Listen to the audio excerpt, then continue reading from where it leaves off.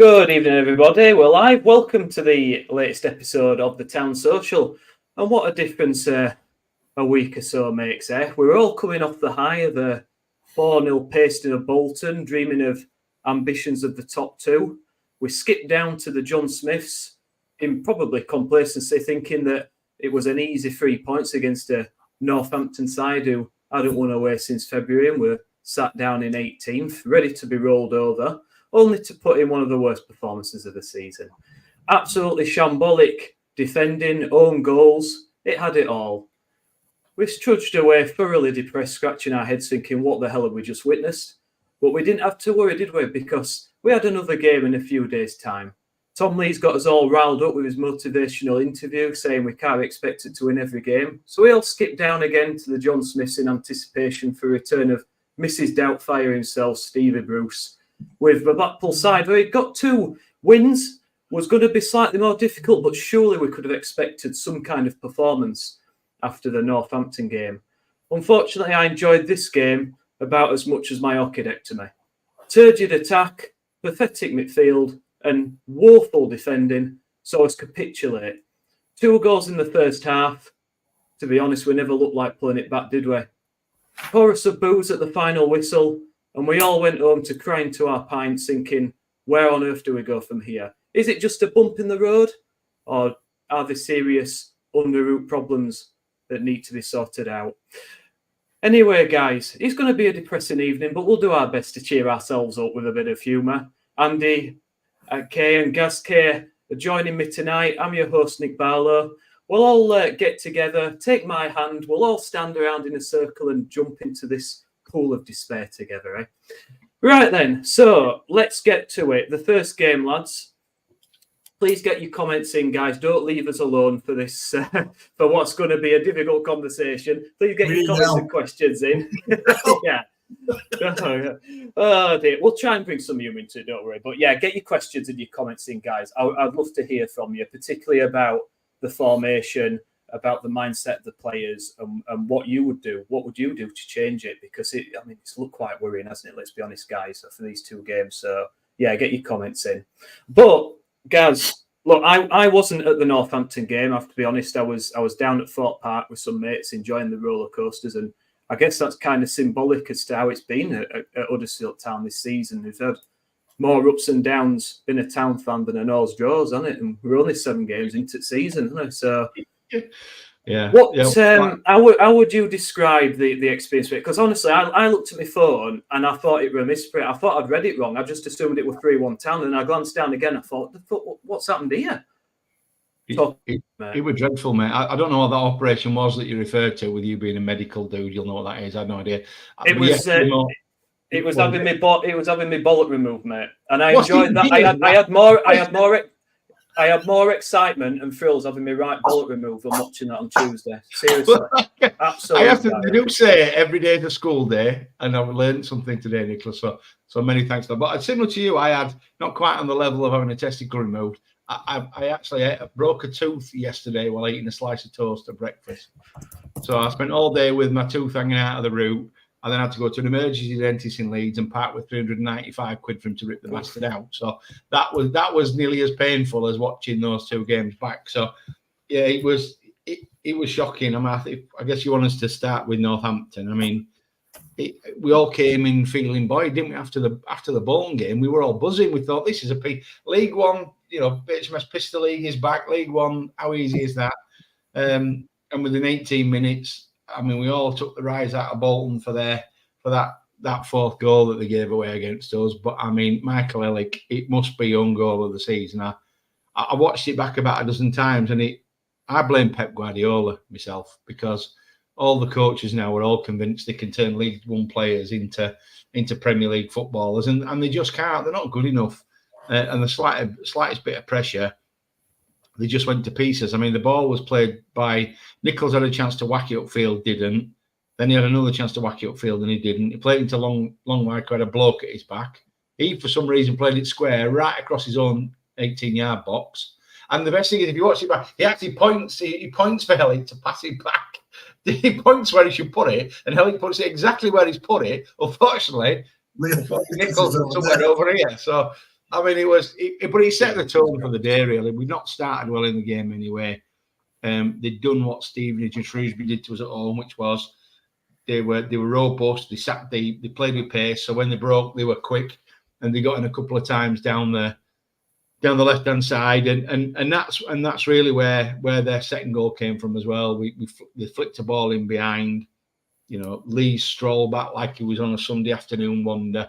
They rolled it back to a man on the edge of the box with our three central midfielders 10 yards behind him, and he buried it. So, by half time, it was clear we were just not going to get out of that game, and it was the first sign of that at home for me. I know we didn't play well against Shrewsbury and Stevenage, but we showed enough to win. But you could really see the fragility when that second goal went in. You could see it creeping back in, and it probably set the tone for the rest of the game. But you were there, weren't you, Andy? What were your view on that? Well, I think Tom Lees reminded me of me when I played in the same team. You were quicker than he is, mate. You were quicker than he is. I'm quicker than Tom Lees, to be fair. I'm probably quicker than Tom Lees now at 59 years old and 16 stone. But I don't think that was Lee's fault. I think Lee slowed him down, as defenders are supposed to do in that situation. The problem was that the midfield had just let their guy just jog on past him. I don't know who was supposed to have. There's 5 of them in the middle. Surely one of those 5 can go, hang on a minute, that might be dangerous. Surely we need to go and do something about that man who's running towards our goal. But nobody did. And Helik just did, as he always does, just wandered around a bit and tried to get into a defensive position and did nothing.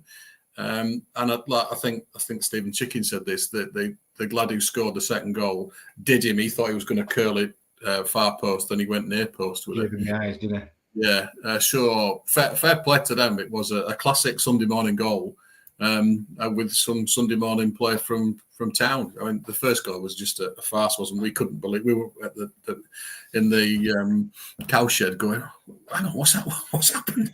That's that ball. How did that happen? What happened there? And just complete bewilderment. And then the third one, absolutely agree with that comment. Whoever's put that in the put about Tom Iapenda being given a go, absolutely. But we'll talk about that a bit later. Third goal, absolutely not a foul on Sorensen. He just tried to do the usual professional footballer of I've been beaten or I can't do anything with the ball, so I fall over. Absolutely nothing wrong with that. I thought I was a bit worried when what was the lad's name who did it for who scored? What was his name? He's the guy. Tariq, was it Fosu? Well, he was giving it large to the cowshed. Well, there's no need for that. Just go and celebrate with your own fans. Why do that? So that annoyed me more than anything else, really. But yeah, absolutely deserve what we got. I mean, the referee wasn't great, but they're not. They're League One referees. It's League One football. Ridiculous.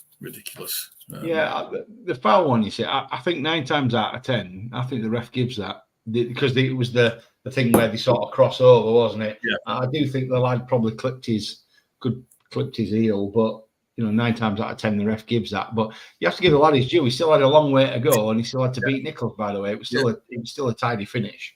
Yeah. But that just felt like game was over at that point for me, and then.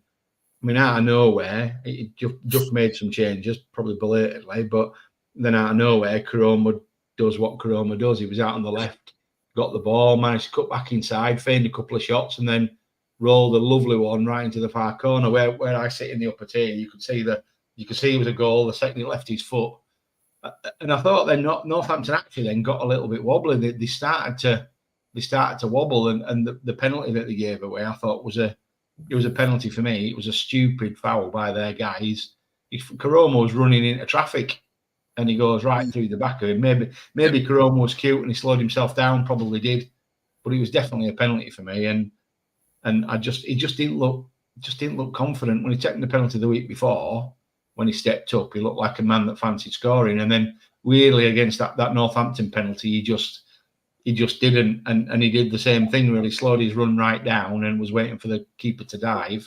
Yeah, and he didn't. The keeper stood his ground, and let's be honest, it was a piss poor penalty, and that took the wind out of our sails because I honestly think we wouldn't have deserved anything, but I actually think we would have been 3-2. They'd just gone down to 10 men. It would have been 5+ stoppage. I would have fancied us to get a point. So the penalty, having said all of that, having said how badly we played, I guess that just shows you the standard of League One, that actually it was flip of a coin whether we could have taken a point out of it or not.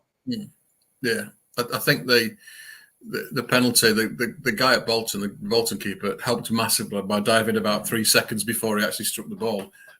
And that wasn't a great penalty either, but he just made it so obvious which side he put it. And ironically, if he put it that side again, he would have scored easily.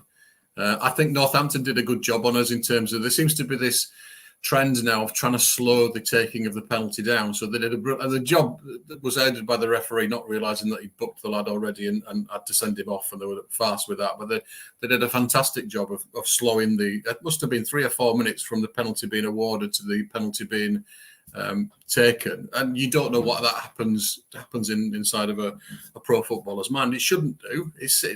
But they did the gamesmanship bit. Well, we would expect us to do it. All this time wasting stuff and what have you. We do it as much as any other team, so you can't complain when it gets done against you. But they did a great job of doing that, and for me, thoroughly deserved their victory. And yeah, we trudged away, thinking, how did that happen? Is that the score the right way around?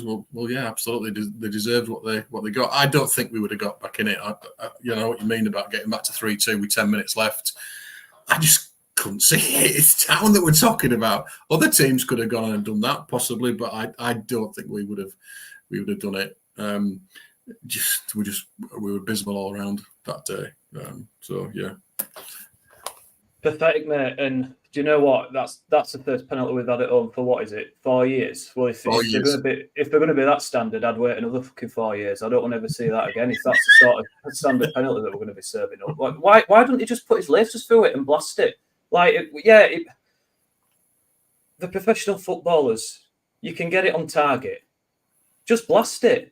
Worst case scenario, keeper saves it and parries it out. But it's both penalties. It's just side-footed it. If you get it off the ground and get it either side of them, it has to be a really good save, because the keepers always go low, don't they? I mean, you have a 50-50 chance of going the wrong way, and then get it off the ground, you're narrowing the odds he's going to save it even more. Right? But they seem obsessed with this rolling it in penalty, don't they? Now, footballers. We're not good enough for that, mate. Just smash it in. Like he didn't even let go. It just, when the keeper just holds on to it, you know it's bad, don't you? Yeah, but it's not bounced back off him. It should be the law that every single Huddersfield Town penalty from here on in is taken into Schindler's corner and he's brayed in, and that's all you ever do. And you ain't stopping it if it's going in Schindler's corner. Should have got Helik to take it and just get Longback to point where to put it. Yeah, over there, mate. Yeah.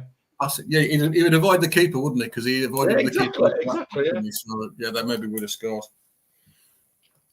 It was a shocking performance, wasn't it? And you know, these are the games when we're supposedly going for promotion, the top two side doesn't lose that game. I don't care what anybody says. I'm not being disrespectful in saying that. You know, I don't care if it's Northampton or Blackpool or whoever it is. They're 18th in the table. They haven't won away since February. They're there for taking. Take the game to them. We're at home. We're supposed to be making our home a fortress, and that's the kind of performance we serve up. It's terrible, man. And as soon as it looked like they could be arsed, they started getting back into it. But we only had 10 minutes to go at that point. It's not good enough. They should be doing that for first whistle, not 10 minutes to go. And as soon as we did turn it on, we looked half decent. Northampton struggling to cope and nearly conceded 2 goals. I don't know if we'd have got back into it. We might have done. We might have got a point, but it's too little too late, isn't it, at the end of the day? And that's 3 points just thrown down the drain, which a Birmingham or a Wrexham just wouldn't do, would they? And that's the difference. No, and Duff said something, didn't he, about we don't want to be getting used to playing against teams at 2-0, 3-0 down because it's easy. And he's got a point, because Northampton at that point, they changed the shape, they dropped off. So we had a bit of joy, but more as a consequence possibly of them taking their foot off the gas than us generating inequalities maybe, and probably the same as it was against Blackpool. And I guess we're going to go through comments in a minute, but that one that's just popped up there, I think probably is exactly how every single Town fan feels about the last 2 games. But you know, Northampton really set the tone, and you know, you then got Duff talking about after the game, and I guess you're going to talk about the press conference now, Ian, with Mr. Lees, but Yeah. talking about reaction and how good we've been in training, and he was saying, well, we're still fifth, and we've only lost one league game, and that came back to bite him on the ass. Yeah, I think Tom Lees is getting a bit of an hard time for the deluded thing. I think if he's more deluded if he says we completely expect over the course of a season to win every game. They're not the Invincibles. They're not the Arsenal side of whatever it was.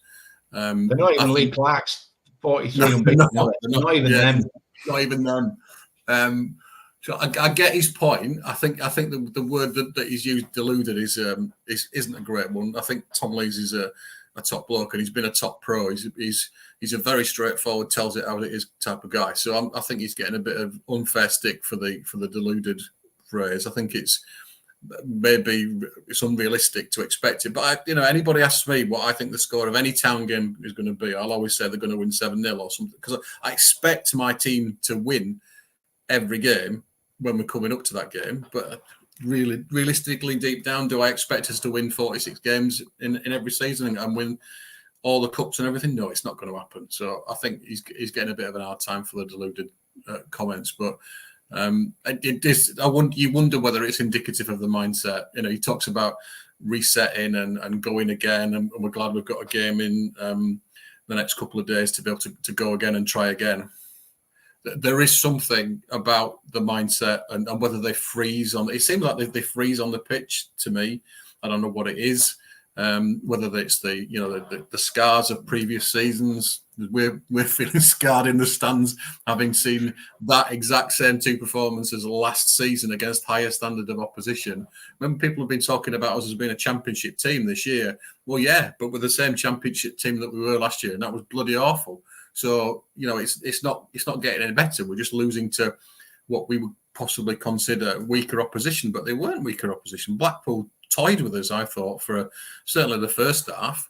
And Northampton never really looked troubled by us. So we've got some serious changes to make for me. And for me, the definition of madness, that what Einstein said, or what he said, is doing the same thing over and again and expecting a different result. So we've got to change something, be it personnel, be it sticking a 3-5-2 or give people different jobs to do.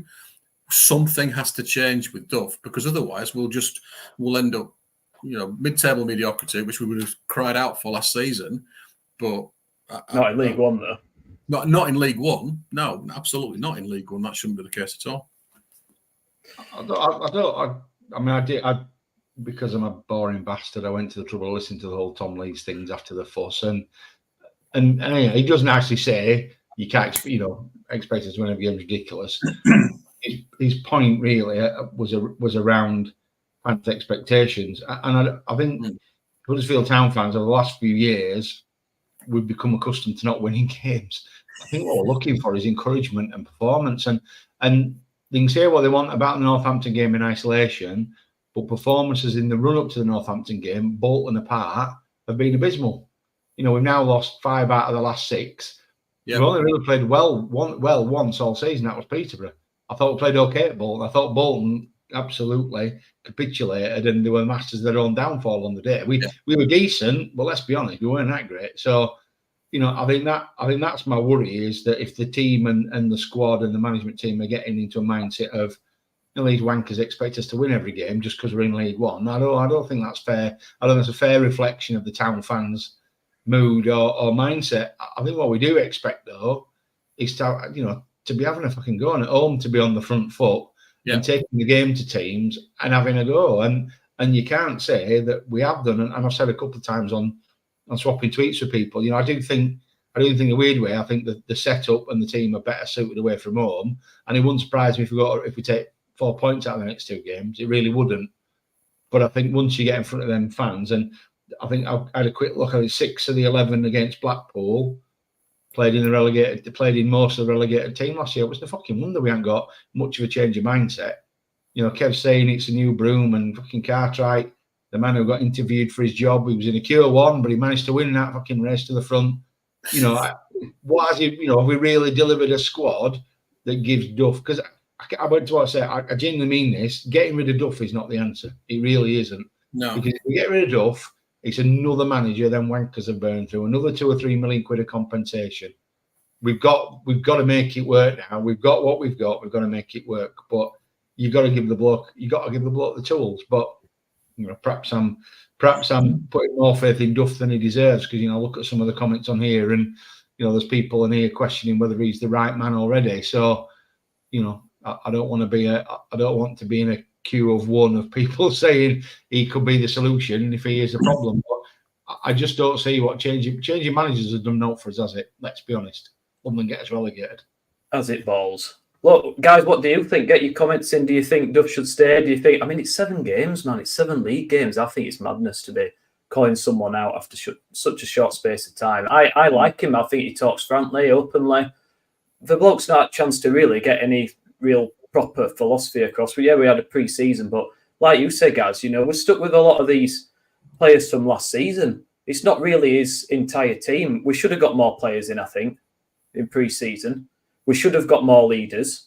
We should have maybe gone for a couple of club captains if we could, just to add that voice, because that's what I think we're lacking. I think we're lacking, talking about orchidectomies, I think we're lacking some balls on the pitch, to be quite honest. When things go up against it, we just edge. Well, we concede a goal, we might as well all, pack up and go home. It's back to it stinks of last season, this. And I think that's what's irking a lot of fans at the moment. We're seeing exactly the same pattern as what we saw last season. It started with promise, but now it's going the same way. No, you're right, mate. And I don't think Duff helps himself with this, this fight, this seeming reluctance to move away from a 3-5-2, 5-3-2, whatever you want. Teams worked it out really quickly, as was demonstrated by the way Blackpool just, they were so clever. When the keeper had the ball, they pushed 4 men up against our back 5. Piece of piss. If the ball drops in centre midfield, then they had 4 against our 3. It was really simple, but really effective. We've been worked out, and I thought we looked better when we went 4-2-3-1 or 4-4-2, whatever it was later in the second half. But Duff isn't helping himself by this. No, I want to play 3-5-2, and also going back to the signings, we've got no wingers. We haven't recruited one player who can play out wide. So if you want to change it, you're going to end up with a centre midfielder on the wing, aren't you? That's where, or a fullback playing as a winger. That's where we're going to end up. So I think there's a lot of reasons we didn't. I don't think we performed in Northampton. But the worry for me is that the Blackpool shambles that quickly followed it. One game's one game, but once it gets to 2, you're then into trends, aren't you? That's the worry. Well, that's it. They out of this lot, Bolton saying the same thing. Games Sorry, saying the same thing. The Bolton games, the blip, everything else around. All right, there's the 2 cup games that we don't really care about, but we do, because an elite football team has played against other football teams and has lost. So 5 out of 6 games we've lost, irrespective of the competition. I don't think the players are going to be thinking, it's only the EFL Cup or whatever it is. I'm not going to try hard. They're professional footballers. They're playing in an elite standard of 99.9% of all footballers I've ever played have never got to League One. So you're talking really top professionals. So you're not telling me they're going to go, I'm not going to try here. He talks about sweat on the shirt being one of his absolute basics: fit, strong, organised. I'm not sure that well organised at the minute, but it's organised up here that's the problem, not in the feet. They're making such poor decisions because it's almost like they're traumatised. I've just had a look I saw some stuff on X from a town account called Rucksack Bag with 4 followers. It looks like it's a fairly new one, talking about bags again, ball bags and all sorts knocking around here tonight. We've got the worst goal difference in the last 10 years, minus 189. With the 11th worst win ratio, 30% of our games we've only won, and the 5th most losses, something like 209 losses in the 474 games or something. So we've been here for that 10. So we're all doing pretty good to say that we're actually turning up and trying to cheer our team on. I think that some of these guys have been here for us a lot of that time as well. So they've got used to losing. So it's up here that we need changing it. And I like Duff. He's very direct and tells it how it is, and I think he sort of referenced that in his press conference today, that it's the way that we we have become conditioned to be. So if that's the case, you need different brains on the pitch. Get Milad on. Get some youth on. Get Eccleston back from Barra. Get something different on the pitch, because whatever he's picking at the minute, that same midfield six that we picked 3 from, whatever, he hasn't tried any different combinations. Hodge impressed me on Tuesday night. There was one point where I don't know where he lost his rag or something, and he came out of shape and chased the keeper down in the first half, and the crowd lifted because you could see somebody who actually cared enough to try and get the ball back from the keeper and try and put the full press on. But nobody else seems like they dared make that choice. One of the things I've really liked about us in this season has been the standard of we've slowed the attack down and we'll win the ball back more often than not off the opposition player. We didn't do that on Tuesday night. We're so poor at getting the ball off Blackpool. They protected it so well. But if we can't stop the ball from going through us, then we're stuffed, aren't we? But it seems to me that there's some. We just need some different brains on the pitch, because otherwise we're going to be in a difficult state in 2 or 3 months if this carries on. What about off the pitch? Because I mean that's they just come in. He's not been able to bring his own backroom staff in. He's inherited everybody that was already here. I know.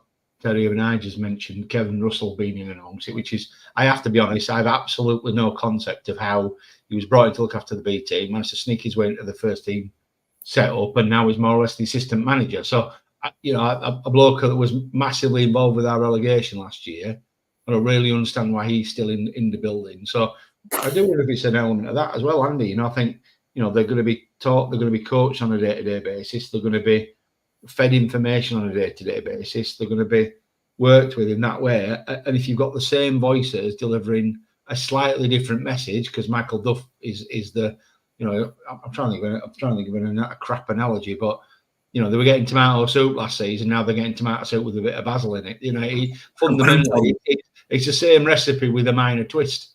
So yeah. I don't think it's just on the pitch. I do think that Terry Nice is on to something. I do wonder whether off the pitch we're not delivering a message, a real message of change. It's a piece of piss to tweet it and say we're changing this and we're doing that, but what have we done to show real change? You work in training and management, Andy, and that's what happens when businesses underperform. The management team gets cleaned out and they bring in new managers who provide a better set of circumstances, care and growth for their staff. And it don't feel like that's what's happening at Town, I don't think. Yeah, fresh ideas, isn't it? Yeah, and that's it. We need fresh ideas. I was lucky enough to go on part of the pre-season tour. Took my lad for a lads and dads trip away type of thing to Austria, and we were part of the group that went to the team hotel and met the players and met the coaching staff. And I asked the question. So they talked about values and how they were going to do stuff. And Duff gave us the fit, strong, organised. And I asked there were 3 of them there. Russell was there. What's it called? Pato was there. And then the lad that got sent off, Andy Quay, or I don't know how to pronounce his name. I asked them what their values were. And they didn't answer the question. They couldn't answer the question. They basically said, "Oh, what he said over there." And the bit that worried me a little bit, that they couldn't go, "We believe in this thing." And I didn't think they thought about it, because we'd had such a awful dressing room the previous season. One of the first things they should have been doing is sorting out the culture, the climate in that part of the place. And I'm not sure they have. And we talked about the leadership group and who's on the leadership group and the people that you weren't expected that are now part of it. Because there was a bit of worry that Nichols isn't in it and Helik isn't in it, so they're giving it to, and I don't think Hogg's in it either. So you've got to wonder who's helping these guys with setting how they're going to approach it, because they're having to deal with a lot of difficult situations. They're having to deal with now they've lost 5 out of the last 6 games. So you're not telling me that's not affecting them. That's not making the thought process, oh, bloody hell, if I lose the ball, oh, it's happening again. Who is looking after them in that respect and helping them to get stronger? Because the minute we went 1-0 down on Tuesday night, I said to my son, we're brittle. We're mentally brittle here. We haven't got the capability at the moment of coming back from that. And whatever we've got, the same brains on that pitch. That's the same thing that's going to carry on happening. Bolton gave us a 4-0 win absolutely on a plate because they let us get ahead of the game and they made some silly mistakes. And it's dead easy to get on a roll then when you're 3 and 4-0 up away from home and you've got a sold out away end. Everybody can play in those types of situations. Can you play when the shit hits the fan at home and you've got the Huddersfield Town groan going on, which we've all heard it and we've all been part of it? How do you manage yourself in that situation? And I don't know, because I'm not part of it and probably would never be part of it. How are they being conditioned to handle that? That's the bit for me. Tactics 3-4-3, who's doing what and wherever. That's a little bit of it for me, but it's more about what's going up here. And that's the bit that's worrying me because they look to freeze when things don't work. Like when the own goal start happened on Saturday, they froze. There wasn't much movement at all from anybody. Helik just went, and sort of, I've messed up, never mind, carry on. There was no encouragement. He was left on his own. Nobody went to console him. Nobody made sure that he was okay. Everybody just went into my own little, oh shit, I'm part of a team that's losing again. What am I going to do to look after me? So, sorry for the rant, but I think something else needs to happen as well as in terms of formation and players. We need to think about a mindset, a mentality as well. And it could be, this Terrier spirit was a marketing tool, wasn't it? But there could be something there that they need to be working on about how they're going to deal with it because they're grown-ups and they should be able to. No, I think you're spot on, Andy. And, I don't know what it is, but I think it started at Walsall. We go 2 goals up, concede, completely capitulate, and then ever since then, we're fine if we go a goal up. But as soon as the other team score or we go a goal down, it's like, oh no. And that filters down that's the fans to the players. Everyone's like, it's as if we're all waiting for it to happen, like the inevitable to happen, for us to concede again and just lose the game. And that's really difficult to get out of the system. And I don't know do we have a sports psychologist on the team? Because I think we bloody should do. Don't know. If we don't. The junior section does. I don't know whether the senior team does. Because they need it. I don't know. The top teams have them, and I think if any team if any team is desperate for one, it's us at this moment in time. So I'll be astounded if that's not something that they're considering or if they haven't already got, because it is. Duff talked about it in his press conference today about the mentality and trying to change the mentality, but he's not a counsellor, is he? I know he's a manager. And that's kind of a part of the job. But I think we need a professional, lads, to be quite honest, because and I was hoping that this would change. This mindset would change with new players coming in the building. And that's why I was a bit disappointed with the Tom Lees interview. I love Tom Lees as a player. I thought, he's been Mr. Consistency, really, I think, for us. I thought he was one of our best players last season.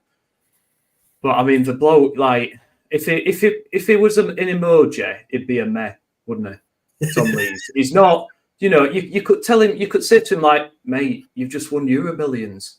You just won Euro Millions. You've got an unlimited supply of beer and you've got Sydney Sweeney coming around for a night of passion, Knowles Bard. And he'd be like, oh, yeah, all right then. Yeah, just show a bit. Come on, man, just show a bit of passion. And I think it's partly how he phrased it, like, because look, we don't. Obviously, we're not going to expect Town to win we don't expect them to win any bloody game, to be honest. But we don't expect Town to win every game, do we? That's statistically, we're not going to go and win every game. We're not stupid. We know that. But we expect you to turn up and perform to your best of ability and beat Northampton, because them players on that pitch are good enough. If they perform like they can do, they should beat a team like Northampton, and they didn't turn up. That's why we're all pissed off. We're not expecting you to just turn up, not try and win games, but we're expecting you to turn up and try and win the game. And it's just the way I think he phrased it just got on a few people's backs, because we need to do away with this mentality of accepting mediocrity and failure. Like, you don't see a Birmingham player coming out and saying, well, yeah, we'll probably lose a few games, but we've got to accept it, haven't we? And just carry. All right, so shall we not bother then going to the next game, or what we're doing here? You've got to go out with the mindset of you're going to win every game. It is possible to win every game, not that we will, but you've got to believe it. You've got to believe it every time you go out there that you are going to win that game. Otherwise, you've already lost. If you're going with the mindset of we're going to lose games, then we're going to That's the only instance where we're definitely going to lose games. It just worried me. It's this underpinning mindset of acceptance that we are where we are, and even in this league, in League One, where we're supposedly big fish, there's still that kind of mindset of, well, yeah, but we are gonna lose games. And no, mate, come on, show a bit of. We're all gonna get together and we're gonna go in and we're gonna fucking sort it out on Tuesday. We're gonna go in, we're gonna give it 110%, and we're gonna get that result for you against Blackpool. It's easy to talk about a winning mentality, Nick, and that Kevin and Jake's done that, and they brought in a worldwide global brand ambassador, whatever the fucking hell he is, and talking about being a winning team and a winning mentality. But you need more than murals on walls. That doesn't change the fundamental mentality. And you've got, because Duff's saying the same thing. Duff's saying we need to lose this small dog mentality. This underdog mentality has to cease.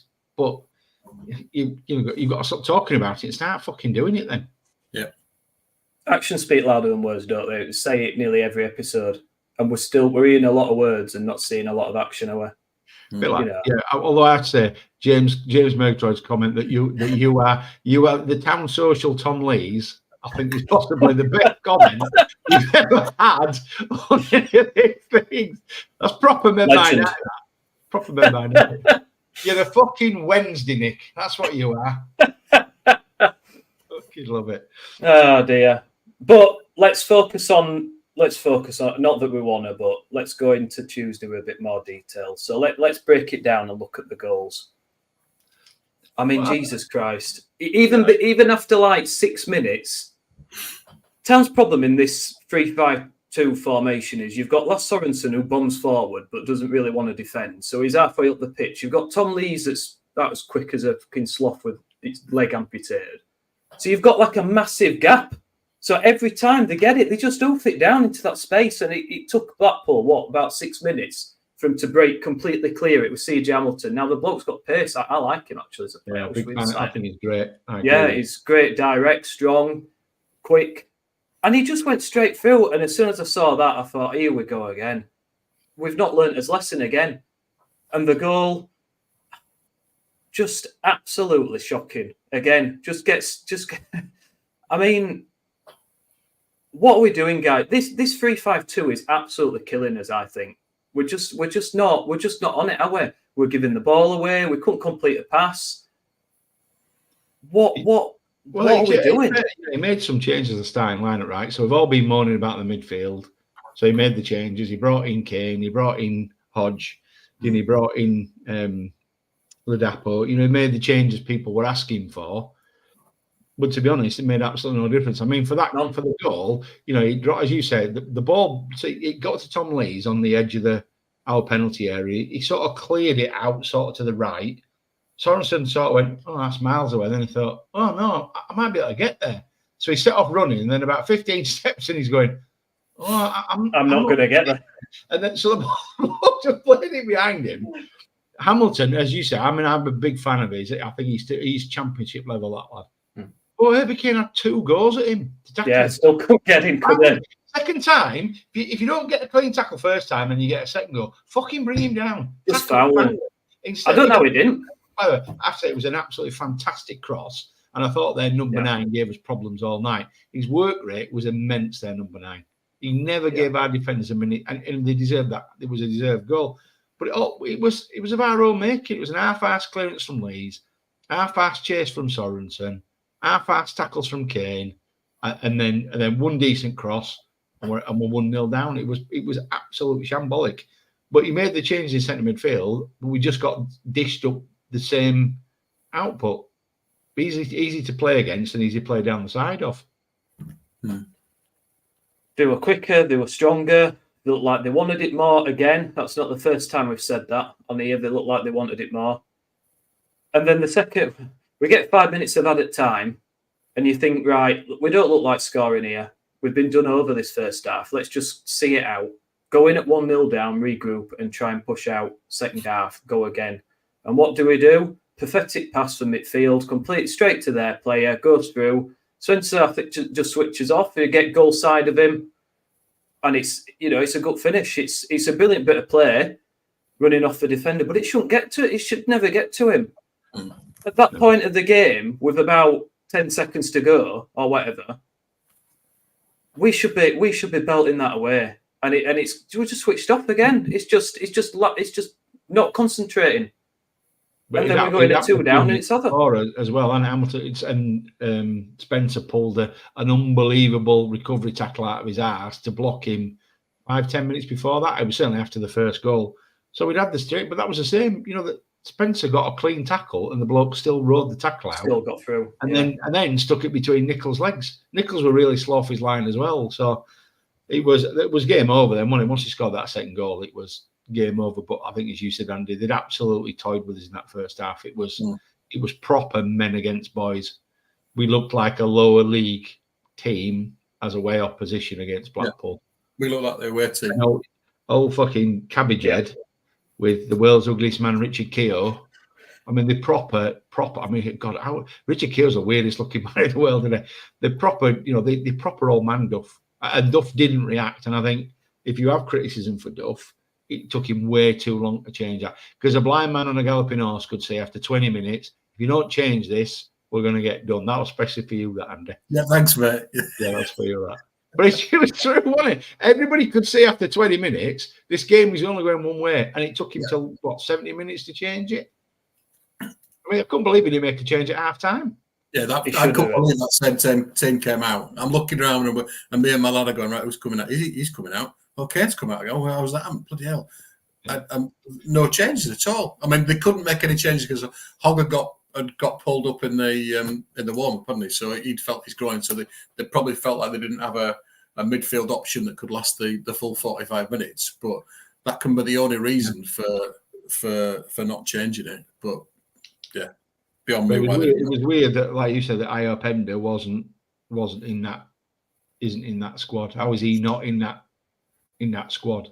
Stuck on a coach to go all the way to Glasgow to play against Glasgow Rangers in a nothing match, and then drive back down on a coach again. Because we had a quick chat to him at the outside the ground just before we went in. We happened upon him, and yeah, sort of 12 hours on a coach to go and play a game of football. I don't know whether they'd gone up the day before. To be honest, we didn't get into that too much detail. But to give him minutes, I just don't get that. I don't get that. For me, I don't see where he's gonna get in at the minute because Sumo's getting back. You could say that probably Tom's probably seventh choice for that midfield, but he's a talented. Wiles was dreadful. Wiles returned his place, and he was dreadful. And I mean, we're happy to rip everybody new and real. He looks like a lad that was suffering in the game. Every time he misplaced the ball, his head was in his hands. He looks mentally broken already. He's only played for 7 games, and he looks toast. He talked about in a pre-match interview about 3 or 4 games ago about how he's really enjoying it again, and he'd sort of sorted his head out, but it hasn't taken long for whatever has affected him last season to come back and affect him again because the fact that we've not talked about him in 50 minutes of discussion about 2 chuffing awful performances that he was a big part of tells you how anonymous he was for everybody in that ground and for that team. He's not even occurred to us to talk about him. He was that anonymous. So whether the guy's not playing the role that he came here to play, or because he was like a number 10, and that's not really a number 10 in a 3-5-2. So whether we're not playing to his strengths or not, I don't know. But he's just becoming, not almost unselectable really, because he has offered nothing. I think Stephen Chicken gave him a 2, and gave quite a few of them a 2 actually in his post-match ratings, and probably deserved. But he's the one that you think, what's really going on with him? Because I think he's a top kid. I really like the way that he talks about the game. I really like the way that something happens when he crosses that white line that he's not able to handle it. So something happens to a lot of them, mate, I think. But I don't know with Wiles because I think he has some skill. Like he's got a good finish on him, and I wonder, if he'd be a better player playing with better players, because sometimes he makes little intelligent passes and there's nobody there. And I'm wondering if he's anticipating people running onto those Whereas in actual fact, they just go to opposition because no one else has bothered to make the run. And I do wonder if he was in a better side that was more dynamic forwards and midfielders, whether he would fit in better, to be honest. But it's not working again for him at the moment, is it? And to be honest, the old midfield is a major problem. I mean, how do you see it, guys? Who would you pick for Reading? Because to be honest, we've made wholesale changes and we looked just as bad, didn't we? Hodge has to start for me, and then I'd probably bring Kasumu in. I'd bring the lad in. What have we got to lose? I know it's probably we haven't got much choice on the wings, so I think you've got unless Mikel Miller's back. But I thought Headley did all right on Tuesday night. There was a little bit more of strength and pace, and he got better Tuesday than Saturday, wasn't he? Yeah, so maybe that might affect his confidence because he seems like a confidence player. Does Headley? Probably they all are where they're going at the minute. But so Sorensen, who else have we got? If you're away from home, you might go for a bit more of a Turton, but you're not going to get the overlapping stuff from him. So that you could change the entire midfield and nothing would change really. But at the back, obviously Helik's out for a couple of months now, which isn't a great thing for us. But I don't think he's played that well this season either. I wouldn't want to miss him for 2 months because of that though. So you're probably going to have Longwick on the left hand side, probably Lee's in the middle and Spencer on the right, or maybe Spencer in the middle and Lee's on the right, or Pearson slots into the bit in the middle. He might go for Pearson away from home. Up front, I don't know. I think Karoma deserves to stay in. He's scoring goals. I think 4 goals this season. It's who's with him. Ladapo showed like he's not played for a long time for me. So whether he gives him some more time to perfect his touch, I don't know. I thought, aside from that header, Radulovic, I don't think he touched the ball. He offered nothing for me, so I wouldn't have him. Marshall again tried hard, but can he play with Karoma? Or you could argue that we've had some decent results when those two have played up front. But the problem is, if we're going to start oofing it, the ball comes back. Yeah. And that's part of the problem. We can't keep the ball up the top end of the pitch to put teams under pressure because it just bounces off somebody, or the centre half just leans over the top of them and nods it away. So I don't know. I don't know what I'd do. I'd play me instead. Why not? If I'm picking team, I'm playing. So a long way around me. So I'm a defensive thing. Yeah, that'd be good. You and your lad would definitely be first names on team sheet, wouldn't you, if you were manager? Absolutely. Me and George are playing. I think the challenge with the midfield is if Hogg's fit, he'll be playing. Telling you, and I think we played obviously a bit, and I think it was a 4-2-3-1 when he went to flat back 4, and Marshall played wide on the right of the 3, and Karoma played wide on the left of the 3, and we actually looked more balanced. That 5-3-2, 3-5-2, unless your wing backs are on it, then you're going to struggle because that's where that everything they provide the width, they provide the service. That should be the plan. The 2 up front and the 3 in midfield should pull narrow, give space out wide for them lads, and teams have just worked it out. So we're not getting the space we were getting. I think Miller and Headley does all right, but Miller's got a much better quality crossing, and Miller likes to hit it early, which I really like. If he gets the ball out of his feet, sees movement in the box, he gets the ball in the box. Whereas Headley wants to seem to get right into the box and beat 2 or 3 men. So, and then that changes the dynamic. So, and we've got no wingers, so you can't really play 4-4-2. So, I just think if Hogg's fit after the last 2 games, Hogg will play 100%. I'm almost certain of that. And then if you want Hodge in the team, you've got to have 2, because I don't think Hodge is for me, Hodge is a I hate the fucking number 6 thing, but he is, Hodge. Yeah. I think he's stuck between a rock and a hard place. He seems determined to try and play Wiles back into form, doesn't he? Wiles just keeps getting picked. Evans was the one that keeps coming out, and he keeps getting left in. So I don't know. I know that I think Reading's a big game because we lose at Reading and then lose at Birmingham. We're in a real spiral of downward form, aren't we? We've got to get something out of Reading. So, I just hope he doesn't. We've got to be careful. I don't want to throw the baby out with the bathwater. We're only 7 games in. It's a long time ago. We know what these, League One and Champions are fucking long season. So we've got plenty of time. There's plenty of points to be played for. But, you lose the next 2 games. And let's be honest, Birmingham's almost a free hit. It's like, it's like everybody's accepting you go to Birmingham. And if you get something, it's an absolute miracle result. So we've got to get something from Reading. And as a consequence, the midfield will decide for me whether we win or lose that game. Not who he picks, but whether they actually turn up and play on the day.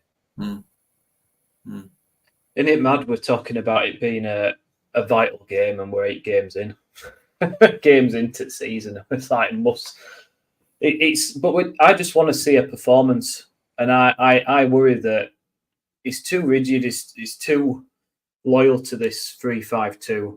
And I'm really worried he's going to start Sorensen and Lees on that side again. And it just don't work. It got exploited by Blackpool. All the threat came down that side. I've not talked about second half, by the way, because fuck all happened. We offered nothing. Apart from that Bojan header straight at keeper. We didn't about that, yeah. So, but if he starts them 2 again, Reading, they've got a lot of young players.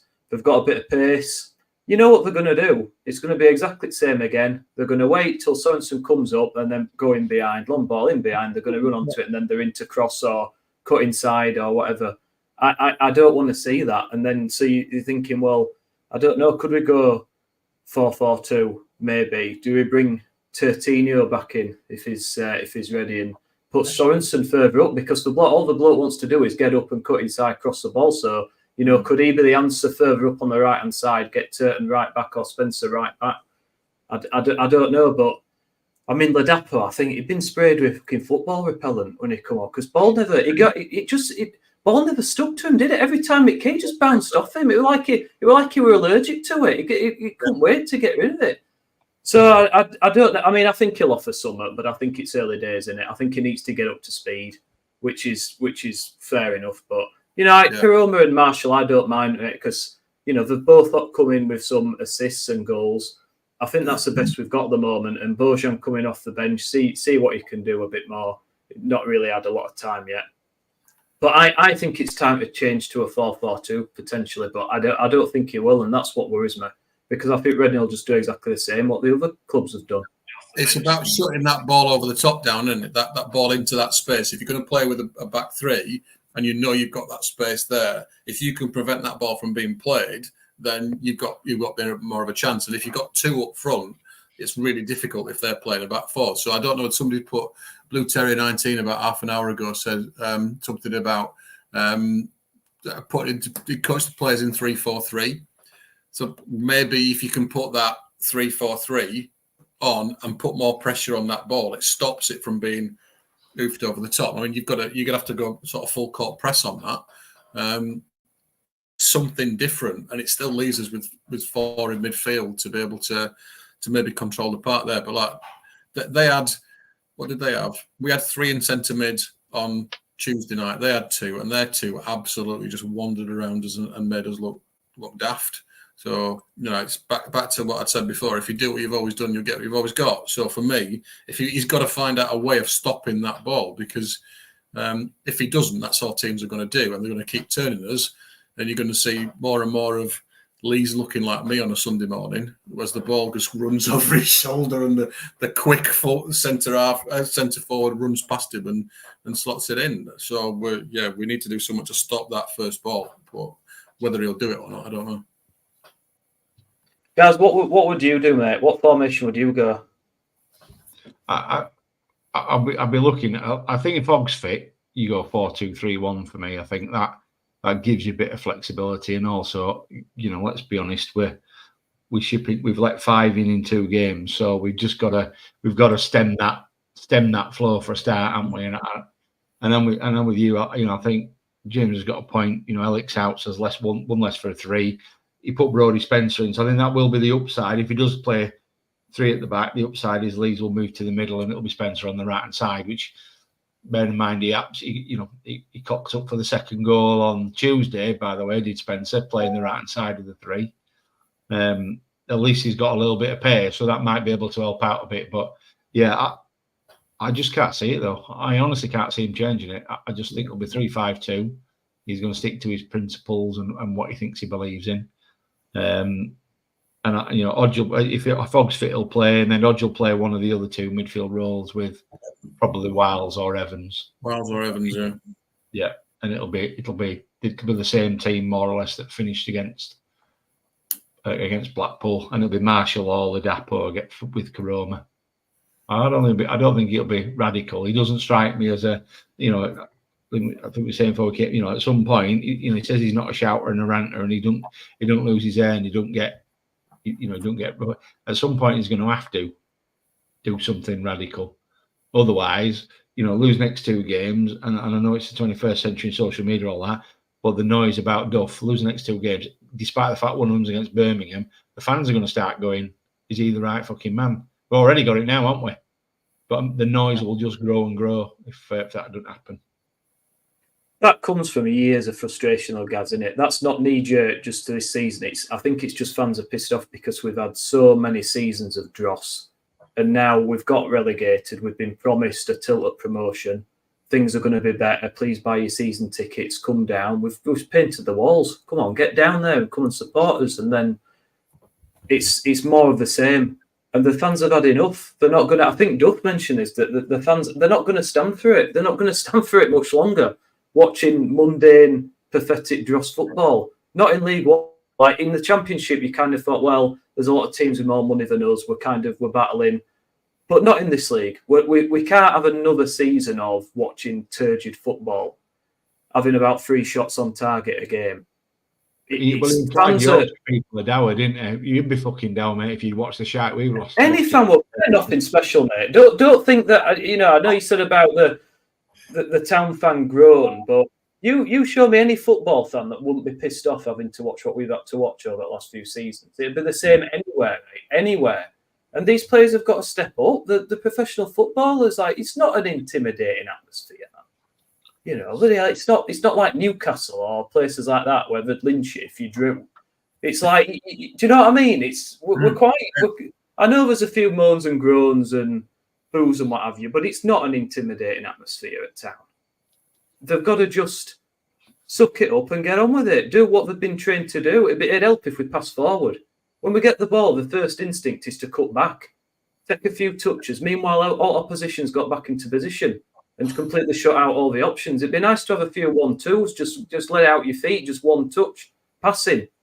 People making runs off the ball. You shouldn't even have to think about it. You shouldn't, player gets the ball, he takes a touch, he looks around it. Oh, no, I better run into position, right? So he waits for him to run into position, then he takes another touch, then he thinks, I'll pass it. Meanwhile, defenders got back and taken it off him. Instead of just not having to think about it, if I play it into this space, I know that Wiles is going to run onto it. That's what it should be. That's with the training. They should know if I get the ball and put it into that corner, Edley's going to run onto it. It shouldn't be. They shouldn't even have to think about it. But it's like we get the ball and we don't know what to do with it. There's nobody making any options, and we're just turning back, passing back sideways all the time. When you look at how well Joe Blackpool were on Tuesday night, they were one-touch passing because they knew already that the second the ball came to them, the bloke was going to move from here to here, so he was in a yard of space to receive a pass. I lost count number of times the centre half passed the ball to a centre midfielder who was in 10 yards of space, just turned around and ran at us. As you say, that's not in League One. That's about coaching, and that's why I said I thought that Bruce and Wales' ugliest man did a job on us, because they knew what our weaknesses were. They set the team up to play against us, and they clearly practiced it and trained it. And guess what? It came off. And I really like Michael Duff, but you look at those two performances and you rightly think, what have we done? What have we done in training there? Because we were terrible on Saturday, and it looks like we learned no lessons whatsoever the Tuesday game. The one thing that's really noticeable at Bolton, particularly first half, was the pace the ball was moved at. And it was like you guys were talking about then. It was one touch and gone, and it was moving across the pitch so much faster than it has done the last 2 games. So it seems like that had been coached into them. That got us into a position. I mean, the cross from Marshall for Karoma's header, first time, boom, and it's an absolute belter back at Bolton. Where's that gone? it's like you become. It's too measured. It's too slow. It's almost like they've got themselves. They're fearful of trying something or doing something quickly, whether they're going to get the loser place of the team or whether it's they've been told they've got to be a bit more safety first. But they should be looking to go right. Let's just get the ball popped about faster. I was really looking after 54 seconds because I looked around on the clock. We had a corner on Tuesday night, and I'm thinking, wow, what a brilliant start! They've moved it quickly. We've got a corner. Come on, the mighty Terriers! The next 89 minutes were an absolute dross. Well, I say 79 minutes because I left after 80 minutes, but I had to get up very early. So -20 fan points. I lost some. Call yourself a fan, eh? I lost credibility there. I did see Miller leaving though, so if a player can leave, so can I. So I insisted on stopping to end just like a boo. I didn't boo. I couldn't be asked to boo, to be honest. I think that's the feeling, though, isn't it? Everyone's just, they turn up saying, why we come today? Why have we even bothered turning up? And then you go away thinking, yeah, I'm all right. I shouldn't have bothered. It's kind of that resignation, that just acceptance almost of, yeah, we're getting back to them days again. People just trudging out like, yeah, another shit performance. Yeah. On to next week. Being trolled by two sets of supporters, like the Blackpool fans laid it on thick, Northampton fans laid it on thick. Fair dues to them. They absolutely rinsed us with their vocals. Fair dues. Why wouldn't you in that sort of situation? I mean, it'd be nice to get back to something along those lines that we can do that to the home fans and away fans soon. But yeah, something needs to change. Just pride, innit? If you can bear losing. Like, I can accept losing if they try the best and it's just one of them days and it just don't fallen for us. But when you see them playing like that and you know they can play 10 times better than what they're showing, and there's no hope of it getting any better, like literally that Blackpool game, the second half, it's just from like 50 minutes, you knew nothing was going to happen for the rest of the game, and it was torturous watch because you were like, I've got to keep watching because it's Town. I'm going to stick with them. But you just knew nothing was happening. Nothing was going to happen. So it was like a slow death. It was just horrible. Horrible. Why do we do it? Well, I don't know. I'm glad you two are cheering me up now because I've got tickets for Reading on Saturday. I'm now really looking forward. Oh, sorry, mate. Well, look on the bright side. It might be called off, mate. And that's the other thing we're going to talk about is someone mentioned it, potential protest, and I have heard there's going to be one. What that's going to be. Protest from the Supporters Association. What that's going to be, I don't really know. I mean, I don't know if they'll do something to get the game called off because I'm assuming there'll be dot points or there'll be some sort of punishment, which I'm assuming they wouldn't want to put that on the players who are actually playing out of the shirt, out of the skins for them at the moment. It's the owner they've got beef with, isn't it? So I don't really know what the plan is from a Reading point of view, but I mean, if we play like we have the last two games, let's fucking hope it does get called off there. Well, I'd seen a suggestion on Twitter today from a Reading fan, somebody suggesting that everybody in the 18th minute takes off their shirts, over 18s only. Can you imagine what that would look like as a protest if suddenly everybody just went and you saw all these bodies that hadn't seen the light of day for God knows how long in the stands? That would get some coverage. But can you imagine that? I'd rather not imagine that happening at Town where everybody took their tops off. Oh no! Oh god! So you'd lots for you to look forward to, guys. If that, if that happens, yeah. Well, I'm just reading their plan. I'm noting about their planned protest. Apparently, they're going to give a briefing document to the Sky Sports commentators. All right. So something's going to happen, is it? On the I don't know. Well, yeah, possibly. I love it when a plan comes together. That'd be great. We'll get our man on the inside.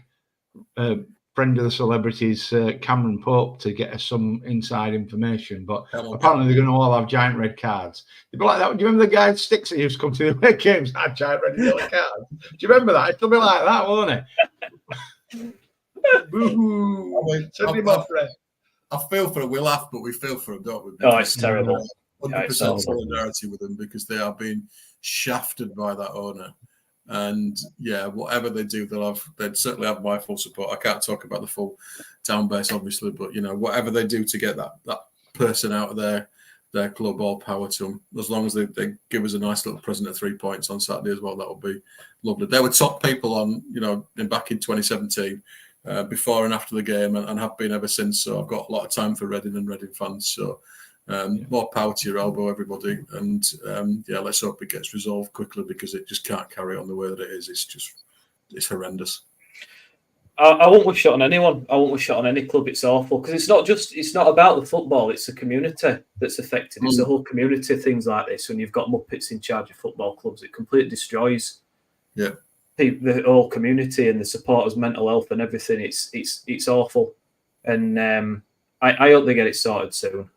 Get them out and get it sorted. And there's some good fans at Reading. You just don't want to see it, do you? And I wish them all the best of luck. Obviously not on Saturday, but I wish them all the best after, and hope they get it sorted. What do we? Should we have some? I'm going to wrap it up, guys. I think, because we've gone over an hour, haven't we? Unless there's anything else to talk about. I know we usually have our rant about Cartwright and recruitment. We should call it like Cartwright Corner or something like that. It's almost like a regular thing, but I think we'll say as well. Yeah, we should do. We need to get jingles in, don't we? Cartwright's Corner, something like that. I want something. I want something that's potentially libelous would do, mate. I want something right on the edge, just to drag Nick out of his fucking middle of the road malaise. I want to drag him out of it and get him on the edge. That's what we're going to do. Have you seen the pictures that were on Twitter again this week of the current Mr. Cartwright and the former goalkeeper Mr. Cartwright? They're not the same person. I'm not having that. That is the same person. Not having it. Stolen his identity. There's no way those two. The goalkeeper catch. He probably lives in Australia. He's probably retired in Australia somewhere, isn't he? Running a farm in the outback. And little does he know, some imposter has stolen his credentials and worked his way up the football ladder to be able to be the director of football at Huddersfield Town. Huddersfield Town. It's like an episode of Scooby-Doo, isn't it? Who's going to rip his head off and reveal him to be Mark, what's his face, that crap manager that we had, Fotheringham or whatever he was called. Fotheringham. No, it's Phil Hodgkinson. He's Phil Hodgkinson under them, telling me. 100%. I bet one thing I do know is if now I've said the words Phil Hodgkinson, he'll be listening to this because he searches his name apparently on the internet. So now we've said Phil Hodgkinson, he'll find he'll find the he'll find this podcast and listen to it probably. Okay. Oh dear. We'll save it. No, we'll save it. We were trying to wrap it up 5 minutes ago. And I was, but no, it's all right, mate. It's all right. It's fine. It's fine. Orchidectomies, ball bags, big day. Who was drawers, blind men on horses. We've had it all. We've had it all tonight, lads. Yeah. You've got to laugh, haven't you? Because what's the alternative? Dean says another good pod, lads. Thanks, Dean. At least someone appreciates us. Everyone else hates us, so thanks, mate. I have to be honest. I think the other two of these are pricks. So thanks for your feedback. We'll stay that discussion around recruitment, etc., for later because we've done an hour. I think. Shall we round off with? Let's have some predictions because we always do. Let's try and have some. Gaz, you're a glass half full man, mate. Come on, let's have some positivity. You're going to be going down there in high spirits. I'm fancying a 2-1 at Reading. I think we'll probably just about do enough to win the 3 points at Reading, and then I think it's going to be a 3 or 4 at Birmingham. I think we'll struggle just to be win. Sorry. Yeah. All right. And the last time we all know the story about the last time I went to Reading with that samosa. I'm not doing that again either. Yeah. 1-0 me. The Mighty Terriers both games. Both games, Jesus. Both games. Have you been on the glue again, mate? What? Football miracle. It's going to be a football miracle. It would be, mate. Well, I won't put it past him. Old score, my lad. No. My lad. 93rd minute, both times, back post header. Bosh! Runs off, dives into the crowd. It's borne home on a golden chariot because he's won 6 points with Mighty Terriers. He's gone. Nick, he's gone, mate. I think he's gone, mate. If we get 6 points out of these next 2 games, I'll get Cartwright's face tattooed on my arse cheek, mate. There's no way we go to Birmingham and get anything. I'm sorry, but I think even the most diehard fan would say, if we get anything out of that game, then it's a miracle. Yeah, you'd have to use both cheeks, wouldn't you, Nick, to get his big fat face on? Well, I'd make some sort of collage, mate, or something. I'd do something. What would you do if we just got a point? If we get 4 points, will you do anything with 4 points? points? I'll get his name tattooed. Get Mark his knuckles. Mark. That'd be it. I like the optimism. I like the optimism, and you know what? It's Huddersfield Town, isn't it? It's Huddersfield Town. So what are you saying, go on, what are you saying? I think, look, Reading are in turmoil, but the team's it's a good side. Young players playing for each other. Good manager. They've got good manager, organised, tactically astute. They've got pace. Everything we hate, really. Everything we struggle against. So, do you know what? I think we've not had a draw all season. So I'm going to go through a 2-2 draw at Reading. And I don't think, in the context of the last two games, I don't think that would be a bad thing, to be honest, just to stop the rot. And then Birmingham, 3-0 Birmingham. I don't see anything from that game whatsoever. But it'd be like Town to beat both of them and then lose to Barnsley at home, wouldn't it? That's Town in a nutshell, and that's kind of how it's been this season, isn't it? Can't do that. I live in Barnsley. I've got Barnsley supporting mates. We cannot do that. I'll be on the pitch if we do. Well, we've got Barnsley on Barnsley, haven't we? We've got them again in the cup, haven't we? But yeah. I just to be honest, just a positive performance, and I would be happier at Reading if we have a positive performance. If they play out the skins, do everything they can to get the 3 points, even if it doesn't go for us on the day. It's better than it has been over the past two games. We've got to demand a response after those two games, haven't we? Surely. Yeah. Well, 1,300 of you going down, according to latest reports. 1,300 for 12:30 kickoff when it's on telly. It's on 12:30. It's on telly, and it's a bloody long way. Good effort, that. Very good effort. The fans still turning out, mate. Like the fans are still I don't care what anyone says about them moaning and this, that, and the other. We're still fully behind the team, and fans travelling the numbers, paying good money to watch them. So I just hope the players recognise that and give the performance that it deserves. Let's hope we get the win, guys. Anyway, it's been a lot there. We've done over an hour, so I think I'm going to call it there.